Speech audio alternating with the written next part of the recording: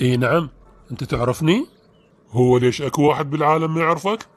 اي فعلا، كل العالم تعرفني. زين انت منو؟ أنا القائد الفرنسي العظيم نابليون بونابرت.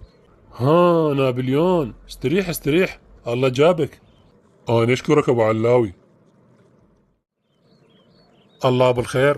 الله بالخير أغاتي. اقول لك ما تحكي لي شنو قصة احتلالك للنمسا؟ إيه تتدلل أحكي لك. اتفضل.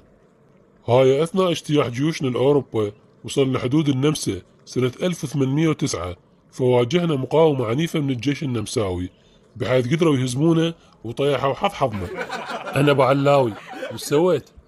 جمعت الضباط اللي عندي وقلت لهم لازم نغير الخطة ونحول الحرب إلى معركة استخبارية. يعني شلون؟ أمرتهم أن يدورون عن جاسوس من النمساويين حتى يساعدنا بنقل المعلومات عن جيشهم. وحصلت؟ بعد تعب وجهد حصلنا واحد مهربشي نمساوي واتفقنا وياه ننطي مبلغ من المال إذا استفادينا من معلوماته. وسواها الناقص؟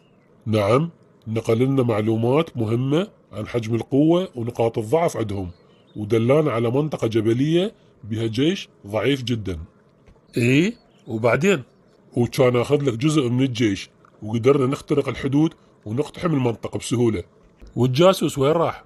من سيطرنا على الوضع كنت قاعد بقاعة كبيرة للاحتفال بالنصر، اجى الجاسوس حتى ياخذ حقه. ونطيت الفلوس؟ اي، دخلوا علي فرميت له صرة على الأرض بها الفلوس اللي اتفقنا عليها، فأخذها وهو فرحان وقام وطلب مني شي ثاني.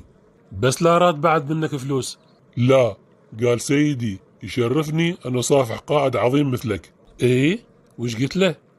قلت له أما أني فما يشرفني أصافح خائن لوطنه مثلك من أجل حفنة من النقود. كفو، والله عافية عليك.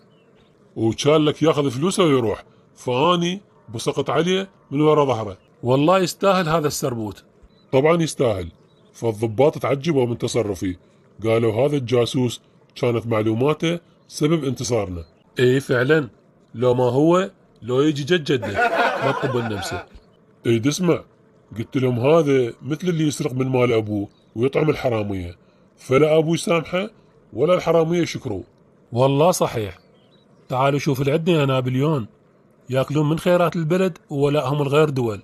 صار اكثر من 20 سنة لعبوا بينا شاطي باطي. وساكتين عنهم. مو بس ساكتين، اكو ناس مثل المطاية يروحون ينتخبوهم نفسهم ويدرون بهم ولائهم ولبلدهم. والله ذا هيجي سالفتكم لاقفطين يا ابو علاوي، اذا ما تتخلصون من الخونة ما راح تقوم لكم قائمة ابدا. ايه فعلا،